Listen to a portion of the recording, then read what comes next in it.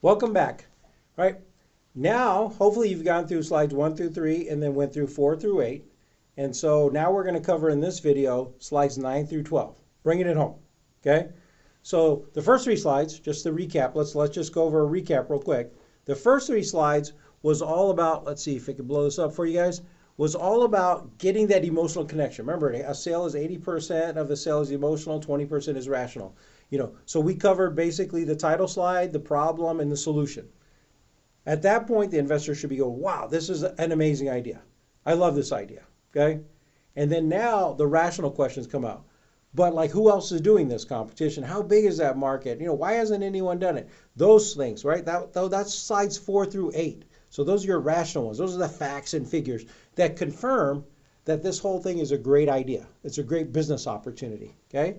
Now what we're doing is basically here through 9 through 12 is to basically convince them. It's a little bit of emotional as well as some rational in there, but the whole idea is to convince the person that, you know what, we can execute, right? We have the team to execute and we can make money from this, right?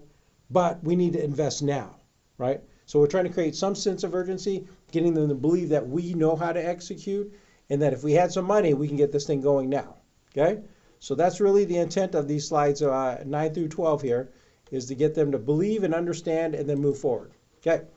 So with that, what we typically start with is slide 9, which is the business model. Okay. And what the business model does is it is rational in one sense because we're trying to explain the business model, but it's also an emotional part because I want them to understand that for every one we sell, right, we make money. And so basically then the key parameter is how many do we need to sell in order to make how much money do we need to make. So even though it's a rational argument, I want them to understand that, hey, this thing does make money. Every time we sell it, it's going to make this much money. So then the question becomes, how do we sell? How do we go to market? Okay? And so that's what we're going to talk about here in the business model. So in the case of the heated pavements, it costs $2,500 extra, right, to put this heated pavement in as opposed to the traditional driveway, okay, because you're still using concrete and all the other underlayer. So it's just like that, except it's an additional $2,500. And of that $2,500, 1,000 of it is profit. Okay, so every time we sell it, we basically make $1,000. Is the whole idea. So now they're scratching their head, going, "Huh, okay, I can dial that in. If this lender or if this builder builds 150 of them, and a year." That's $150,000, which is a potential profit from that one builder alone, okay? So that's where that comes from, okay? In the digital diaper standpoint, basically the idea is a digital diaper costs $1.75, and of that, basically 25 cents is profit, okay? 75 cents is profit right here, okay? So if you think about it, regular diaper costs, this one's 25 cents more than a regular diaper, but every time we sell it, we make 75 cents a diaper, okay? And that's the whole value prop and the idea of the business model for the digital diaper, okay? The next slide, big one, okay? This is your team slide. So on your team slide, the key is, yes, it's an articulation of who is on your team, okay? So people typically get that, right? I think people who fill out templates can sit there and say, oh, here's who's on my team and put it on there, okay? But what I want you to do is take a step back. Why is team important, okay? For an investor, what they're really asking for is that, do you have the team to execute? Can you guys pull this off, okay? So what I want you to do is, yes, put your team members, the founders, the management, who's working on this stuff, have a picture on it, do some name dropping. If you've worked for some outstanding organizations, anything that can help build credibility, absolutely do that. But I want you to keep in the back of your mind that then does this whole picture show that you can execute, okay? Are you missing certain kind of expertise? Are you missing certain roles? You may say with the funding, we're going to hire these roles because that's what we really need in order to go to market, okay? So maybe I'm an expert at the technical part. We have another person that's an expert at this. But what we're really looking for is a sales manager to help build out our sales network because we're trying to scale this proposition, okay? Or it could be somebody who understands to do, let's say internet marketing, and we're trying to bring them on because we're ready to go and distribute now. But we have the technology expertise, but we don't have the necessarily how do we get, the internet marketing piece out there, okay? So list your team members on there. Now, Another thing to think about on there is typically startups are a little light on management. We don't have a lot of people in there. We're very lean. It's basically myself and a couple founders or whatever. If that's the case, you may want to look at having a board of directors or board of advisors. Okay. In fact, I would probably recommend something like a board of advisors, so they don't have a formal role of a director, but here are my key advisors. And who are these? This is to help build up that credibility to say, hey, wait a minute, you're not an expert at this. And you go, yeah, but on our board of advisors, we have 3 people who are experts at this area, expert at this area, expert at this area. They're all part of that proposition. It's even better if they're a potential investor or have invested in the company. But that's how we're going to build up the team, to say we have the expertise. Okay? So let's use some examples here. You can sit there and say, okay, on the heated pavement side, here's the CEO, here's the rest of the team. You explain their backgrounds, tell how they fit in. And then you can also have, on this one, a board of advisors. And if you look at it, on the advisory committee, what you have is somebody who's a graphene expert, because we have a scientist that understands graphene. We have another one that's in the Home Builders Association to connect us up with home builders, right? And somebody else that basically understands concrete and how those two kind of go together as well. So we have these very technical, really detailed expertise on our advisory board, but we don't necessarily need it as part of our management team, right? So it shows a very well-rounded team. Or if your team's big enough, you guys can have them all on one. So in the Digital Diaper case, we have a number of people on the team, from people who run it, who understand nursing homes, understand care as far as that goes, understand the actual technology and how to do the distribution, and also part of the manufacturing. Okay, and we'd go through each of those different individuals and talk about that. But once again, remember, the whole idea of the team slide is what the investors want to know is not necessarily who they are, what their names are. What they want to know is, do you have the right team to make this work, right? Because if you do, then I'm willing to fund you, right? That's what they're looking for. Now, if you have a couple positions that are open, once again, just say that they're open positions, and if you were to get funding, you'd fill those, right? So that'll show to the investor that you've thought through this equation, understand what you need in order to make this happen, but you need to fill a couple of these different gaps, okay? Now, slide 11 is your financials, okay? So at the end, you're going to basically go over some of your financials here. So one of the big parts is a pro forma financial statement. So an income statement, a P&L, have you? I mean, some people call it profit and loss, some people call it income statement, but project what your financials look like going into the future. A couple of things that people are going to look for. When do you become cash flow positive, right? When do you get past break even is going to be a key, right? And so what the investors are trying to calculate is how much money do you need in order to keep this operation going before you can sustain it yourself, okay? And then what they're going to do is discount it. They're going to sit there and say, let's say things don't go as well, then what's going to happen, right? So they're going to be looking at things like your burn rate. What's your burn rate every month? And can you actually lower that burn rate? So those are some things that you're going to look at in your income statement, okay? Other things to think about. One of the things that I also see in income statements that kind of bother me is that I see people that have, they'll put a 3-year projection together. In the 3 years, it doesn't go anywhere, right? And they'll say, well, they told me to put a 3-year projection together. And it's like, well, don't put a 3-year projection together if you're going to lose money all 3 years, because why would any investor invest, right? Because the whole idea is that if that's the best you can do, then, you should probably not put any money into it, because then you save money, right? You didn't waste all that money. And so they're going, wait, no, but year 5, it takes off. Well, if that's the case, you need to make sure it's more than it's a 5-year projection then, and showing the thing shooting off, okay? So don't go out there and show, and this has happened many times, because what will happen is if somebody will say, hey, you need to give us a 3-year financial projection, and they're going to lose money for those 3 years, that's what they put in. They just listen to the direction, okay? But once again, no one's going to fund that. So if it's going to take 10 years, they might say show us 3, but show 10, right? We're doing, it's a medical device, it's going like this, we think we get FDA approval, but it's not, it's going to be a certain class of device, so therefore at this point we're going to get into, distribution, and it's going to take off starting at year 7, and year 10 it's extremely lucrative, right? So at least the investor can see, oh, I see the whole value prop now. I see how they think the financials are going to go, okay? So make sure you do that. Also in the financial sections, You may put this in your pitch deck or may not, depending on how serious they are. And some of that is, a lot of times I'll have it in my pocket. Essentially, I have a slide on cap table, but maybe I won't show the cap table on there. So cap table, if you don't know what that is essentially who owns the company. Bill owns X percent, the co-founder owns X percent, angel investors had this, or our initial investor had this percentage, and that's who owns the company at this point. So, excuse me. So if you're an investor, you can see who basically owns that company, right? Now, you might also have deal terms. So once again, they may be in your presentation or at least have them with you to say, here's what we're looking at. We're trying to raise X amount of money, right, at these terms. So this pre-money valuation, or for X percent, basically this amount of capital, right? So if it's a more formal round, you might have a pre-money valuation, say this is what it looks like. You might even have a share price on there in terms of that. If it's a more informal kind of conversation, let's say with an angel, you can say, for $500,000, we're looking at giving up 20% of the company, okay? So let's go through some examples here, okay?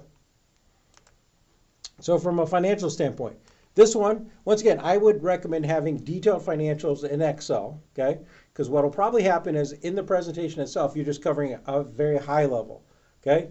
Now, what you'll find is if investors are interested, they're going to drill down. And you may have to hop out of your PowerPoint presentation and jump into an Excel spreadsheet and then really start getting into those dynamics. But I'll talk about that here in a second. So in this one, I cover quarterly in the first year, and then I go annually in there. So basically, with the messages that I'd be saying on this one is that we're going to be profitable in year one, right? We're going to sell 60 driveways, right? That's going to get us, profitability. And then year two, we're going to continue to grow. Year three, year four. So some of those, okay? Now, what's going to happen is this is a very interesting paradox, okay? When they look at that, if they're interested, they're going to start asking questions. In fact, they're going to get brutal in terms of asking questions. Where'd you get that number? What assumption did you make here? What if this was wrong? What if you don't sell that many? What happens? What if they, let's run a sensitivity analysis. Say the first year you don't sell any, and in the second year you sell 60, okay? What does that look like, right? So that's when you pull up your spreadsheet, you talk through those dynamics, you can run the numbers that they want in there, but then also be able to go out there and, really, really stand behind your assumptions. That's the key. Everyone's going to be focusing on those assumptions. Wait a minute, so you don't think we can sell 60 the first year? I'll be quite honest. If I can't get 60 the first year, you just need to fire me, because there's no way that I'm just going to end up selling 60. I think that's more of an execution problem than a sales problem, right? That's what I would tell them. What do we need in terms of execution?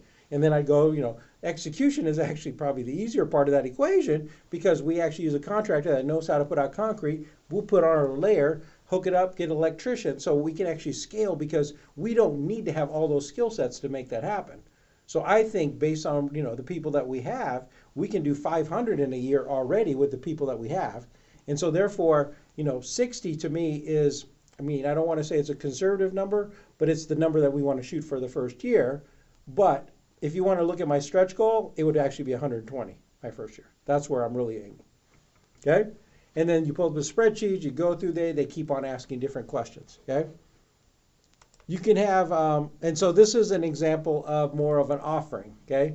Once again, it can be in your deck, or you can have it just on a separate sheet of paper. You can say, what we're looking at raising is basically $2 million at a $2 million pre-money valuation, looking to raise $500,000, and so that's the whole idea. Okay. Now your investor package may have this term sheet in there, as well as let's say it's an angel financing, so you can have an investor accreditation piece in there, and you can even have a subscription agreement in there. Okay. So there's different ways to go do that. Definitely work with your lawyer in terms of pulling together the proper documents to make that happen. But to me, it's good to have these high-level targets, so they can, when someone says, well, what are you looking to do, right? Looking to raise $500,000, right? And they may say, how much is committed already? $200,000, so we got $300,000 left, right? So in that case, maybe it's an angel financing, right? Let's say in a different scenario, that's not this offering here. I'm looking at raising $2.5 million in a true Series A round. This is what it looks like, okay? Now, this financials are a lot smaller, but basically you can go have a very detailed one. So this one is by month, right, for the first year. and then by quarter the second year, and then by annual or by year the 3, 4, and 5. Okay, so there's no rule of thumb in terms of that. The key here is, I would say, make sure that the points that you want to make, the story that you want to paint in terms of your financials, okay? When do you break even, right? When do you start seeing that hockey stick, with that rise, right? Some of those pieces. When do you think you need the next tranche of money in order to scale, right? Those are the pieces that you want to make sure you're articulating as part of your presentation. Because I can assure you, if they're interested, they're going to go well beyond what you put down on this slide, okay? They're going to want you to pull up that Excel spreadsheet, and we're going to go drill down deep in it. I can tell you from personal experience, I've actually been in situations where they said, hey, are you guys want to go to dinner? We said, oh, yeah, fantastic. And then through dinner, we pulled up our laptop and went through our spreadsheet even further. All of our assumptions, even letting them play with our assumptions, changing the assumptions, and letting them figure out the different sensitivity analysis, so that they understood truly how the model was going to work, what are the variable expenses versus the fixed expenses. And so it's really them, the investor, going through or beginning their due diligence process. That's what that's all about. Okay, so here's another offering here. In this case, this is a pre-money valuation of $3.6 million for raising $400,000, and then having sort of your investor package, if you will, there, so that if let's say in this case an angel finance angel investor is interested, you can say, okay, here it is, I'll give you these documents. If you're interested, write us a check and give us our subscription agreement, and you'll be good to go. Okay? All right. Now, the last slide, slide 12, is a summary. It's a wrap-up. Okay? I can tell you, you may not ever get to the wrap-up slide, right? A lot of times what happens is that once you get to the financials, the investor will say, do you have anything besides this? And you go, no, I have a wrap-up summary slide. Okay, let's just continue to drill down on financials, okay? Now, if they do that, it is a sign it's a good sign. Because here's what I want you to think, okay? If you're not interested, why the heck do I want to look at some more numbers? Why do I want to change the assumptions, right? If I'm not interested, the best thing I can do is let you go through the summary and say, well, thank you for your time today. We have an investment committee meeting next week, and we'll let you know, okay? Be very nice, very cordial, sounds great, thank you once again, and you leave, okay? If they're interested, they're going, I don't need to hear the summary. I listened to the entire pitch, okay? What I want to know is this. And they start asking questions, okay? Now, I learned this the hard way. Now, the first investor, when I went out to raise money, talked to a number of them, but the one that got really interested, actually, I felt like they were being mean to us, right? They just kept asking questions, almost like they're trying to find something wrong with what we're doing. I'm sitting there going, why is this person being, such a butthead? Why are they asking these questions, right? I just told them the answer. They don't believe me, or they're trying to understand even more details of that. Why are they doing this, right? And so what I figured out later, and this is something that you should know, is that no investor, okay, that's interested is not, every investor that's interested is going to go through that process, right? Because they want to know more. If you're interested, you want to know more. If you're interested, you're going to ask the tough questions. If you're not interested, you're going to say thank you, because why waste time, okay? So think about it. If you were in that meeting, if you're not interested, you're going to say thank you once again. I've got a meeting coming up, so I got to get going here, but I thank you for your time. This is a great presentation. I'll talk to my other partners, and we'll let you guys know, okay? That is a person that's not interested. A person that is interested, they're sitting and go, wait. Okay, how does this work again? Show me how, goes, I already covered it. Nope. So don't feel bad that they're asking, feel good, okay? Meaning that they're interested. That's why they're asking these questions, okay? So on slide 12, basically it's a summary. Pull out 5, 6 bullets of really things that you want to leave them with, right? So you want to say, hey, we've got the right technology. It's differentiated from the competition. We got a great market. We already have 2 customers on board. So basically our year 1 projections, and I would probably say our year 2 financial projections, are covered, right? We're there, okay? Or in the digital diaper case, we could sit there and say, hey, this thing's going to save lives. And so I don't know about you, but to me, the ultimate value proposition is being able to make a lot of money and also save a ton of lives. We've got a differentiated proposition that's based on some patented technology, and we have the team that can deliver, right? So that's the proposition, or the wrap up for the digital diaper. Okay. So with that, that is the presentation itself. Okay, you can have an appendix at the end of your investor pitch, right? And that's where you can put supporting documents. So if there are any kind of market reports you want to have in there, other data that wasn't actually in the actual pitch, because you want to keep the pitch relatively confined, but some things that you want to still maybe articulate, that if they're interested, you can pull it in there, or some answers to questions. So in this case, I would have more technical diagrams maybe back in there if I was doing heated payments to show them how it works. So if they really wanted to dive in and said, okay, let's drill down. How does this actually work? Well, let's pull up, that, okay? Now, two things. One is, if I'm interested in them walking away with it, I put it in the appendix, right? Because they're going to ask for a copy of it. It all goes, okay? Two, if there are some things that I want to show them, but I don't want them to walk away with, then I will have those in my briefcase, but not give to them, right? Or maybe I'll show them it in a different presentation and say, this is confidential, but I'm willing to share a little bit of that information with you, but I don't want you to walk away with that information, okay? So that's a usage of the appendix, or the appendices in this case. All right, so with that, that concludes the video series for the Storytelling Investor Pitch. Now, once again, the whole idea of the pitch, of the videos, are, we're going to basically build us a Storytelling Investor Pitch. The first 3 slides are your emotional slides, okay? Let's cover that again.